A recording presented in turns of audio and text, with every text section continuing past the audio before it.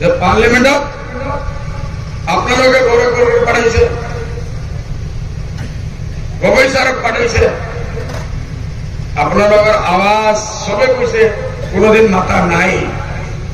মোৰ ইচ্ছা ইয়াৰ ওপৰত আছে যে পাৰ্লিমেণ্টত একদিন যি মিয়াসকললৈ এই পলিটিচিয়ানসকলক তাচ্ছিল্য কৰে, একদিন পাৰ্লিমেণ্টৰ ভিতৰত আমাৰ এজন ল'ৰা, আমাৰ এটা ভাই মিয়া মানুহ, মিয়াক যে ৰিপ্ৰেজেণ্ট কৰে, সি তালি হৈ পাৰ্লিমেণ্টত লেকচাৰ দিব লাগিব। আমি সেইটোৰ কাৰণে এইবাৰ ইসকলে মাতাও নাই, নামাতিব, সপোন দেখা এৰি দিয়ক আপোনালোকে। যি কংগ্ৰেছী ভাইসকলে ইসকলক পিছে পিছে ঘূৰাই আছে 500 টাকাৰ কাৰণে, 1000 টাকাৰ কাৰণে, বেইমানিত কণ্ট্ৰেক্টৰীৰ কাৰণে, ৰাস্তাৰ মাল পইচা লুটি দেখাব, চৰ উন্নয়নৰ মানুষক পইচা খাব, এইসকলে কংগ্ৰেছৰ পিছে পিছে ঘূৰি আছে। সেইকাৰণে লজ্জা লাগিব লাগে।